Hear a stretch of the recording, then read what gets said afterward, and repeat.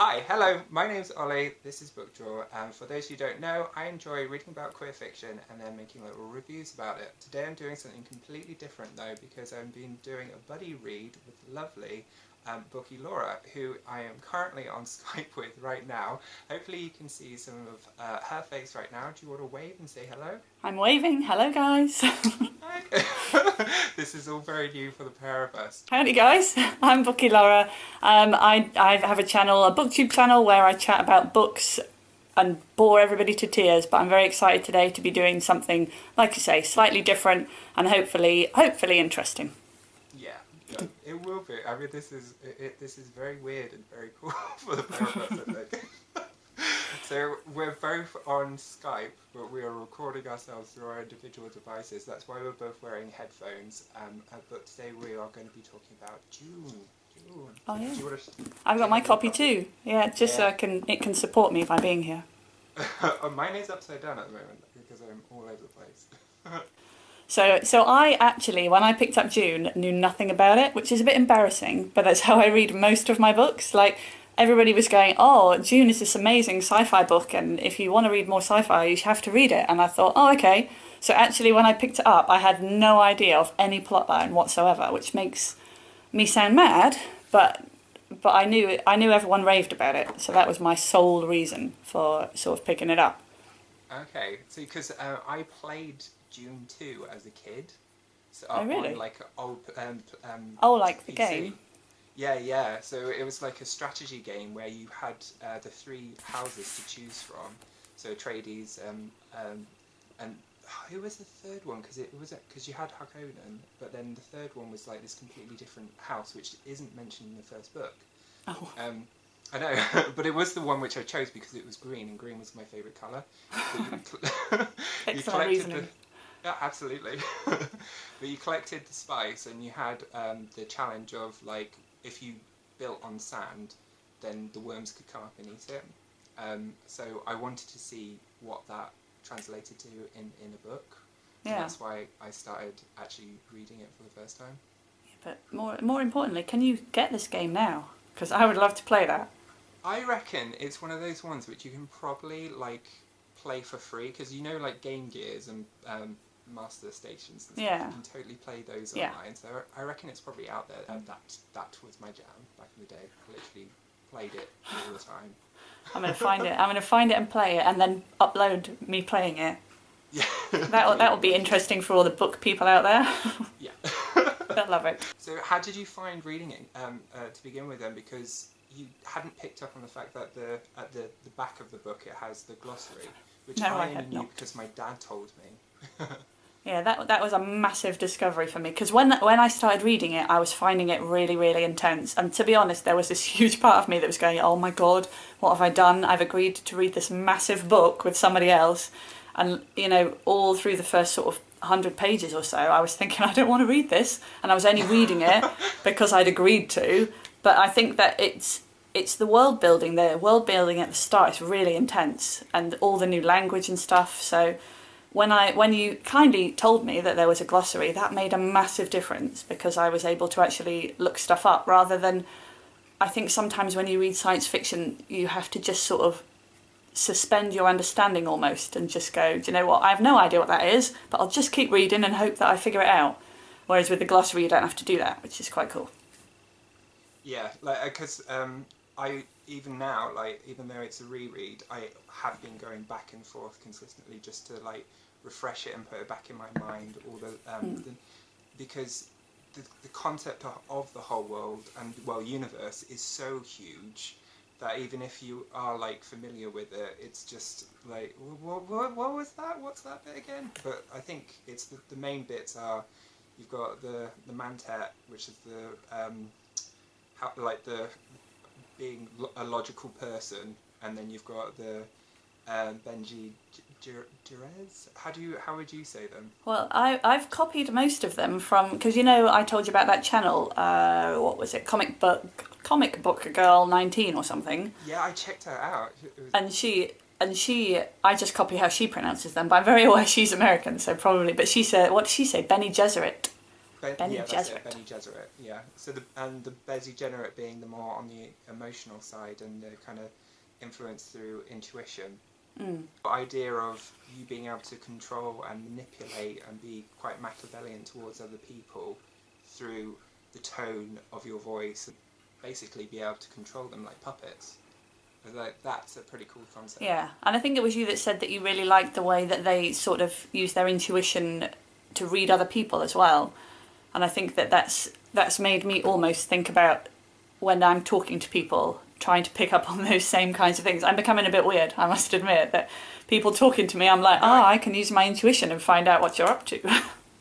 Yeah, it totally does that to you, though. It does make you kind of look at people and like when they're either like stroking their chin or like nodding or widening their eyes. It makes you go why are you doing that? Like, what's behind what you're gesturing right now? Yeah, I like that though. That was cool. The kind of family dynamics between Jessica, Paul, and Leto. Yeah.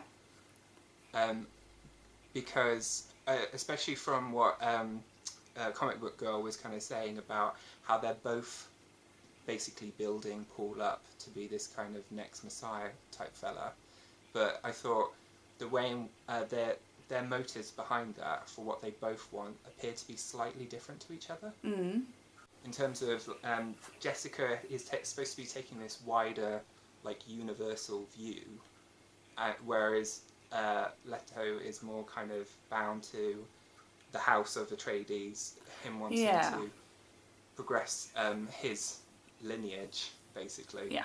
But they both kind of love him, but the fact that Jessica was willing to sacrifice him right at the start just seems slightly crazy as well. Oh my god, when did she want to sacrifice him? Did I miss this bit? Oh yeah, right at the he start. Had to put his hand. Yeah. Oh my god, I thought I'd missed something huge then. Well, like, to actually physically put your child through something like that, because he's only supposed to be about 15 years old. Yeah. It's like, what type of mother does that to a son? Yeah, and when it was like, if you fail, you'll be dead. I was like, that's a bit harsh, but I'm pretty sure he doesn't die right at the start of the book. That would be pretty poor. Got quite a long way to go. Yeah. Yeah, but I think you're right that Leto, he's coming. I have no idea. I asked my dad, and he had an opinion, but I can't remember what it was. But yeah, he comes from a very much like a royalty angle almost. He wants a successor that's going to be as marvellous as he was, because he was pretty marvellous. Whereas there's all these, I don't know whether I often think I miss deeper meaning, but there are all these kind of clues that the Bene Gesserits have got ulterior motives, and they're not in it for the same reasons. They want, I can't remember. Oh yeah, like one special person. Yeah, well, because that's, I think, to do with the fact that they, as women, they can, they can't access this full, because of the XY chromosome stuff. So by getting a guy into it who can survive that trial, can then unlock, like, the male side. I think that's what it's supposed to be. No, that rings bells for me, so that's probably right. But what do you think of that in terms of male and female roles? The fact that Frank Herbert set it up so only a man can be like the Messiah. Well, I don't know how many of my videos you've watched. Don't get me on a feminist rant, because it'll never stop me.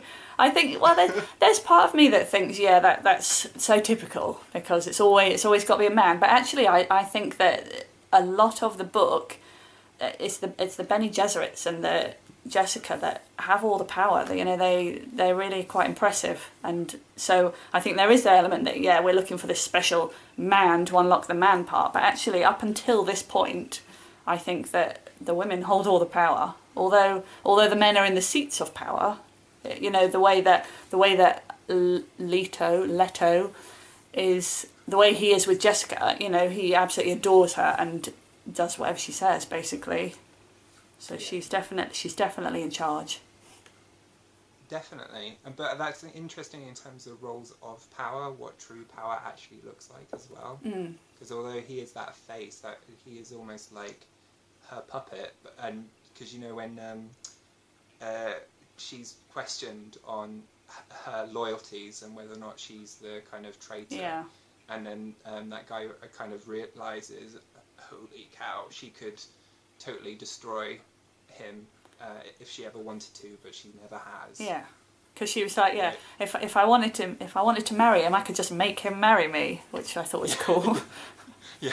But I do think, I don't know, like how the entire construct of the story would have changed if, like, instead of trying to identify a way for a guy to gain this power, if they had just, like, the Bene Gesserit had discovered a way for themselves to unlock that power for themselves, like, with all that historical knowledge, maybe they could have worked it out.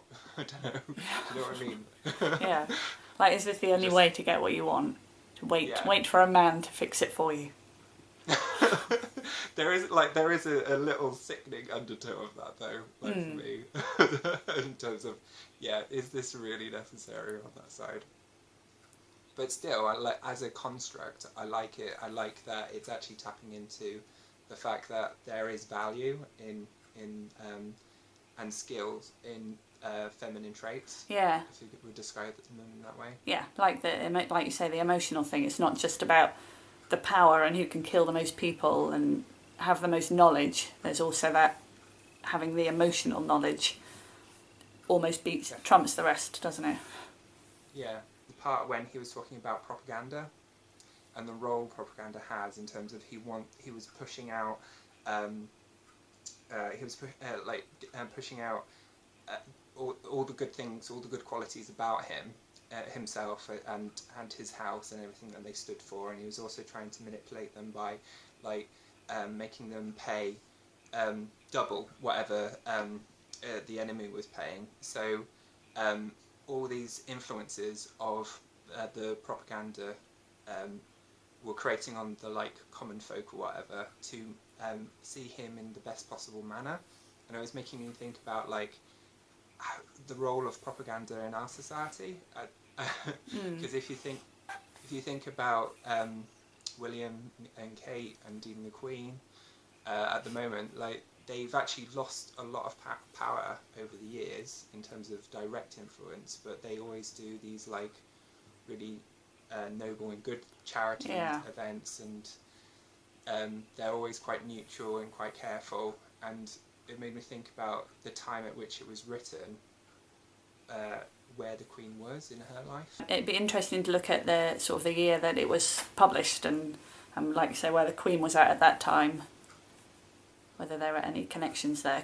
Because as an author, you're always going to be influenced, aren't you, by what's happening in the world at the time you're writing.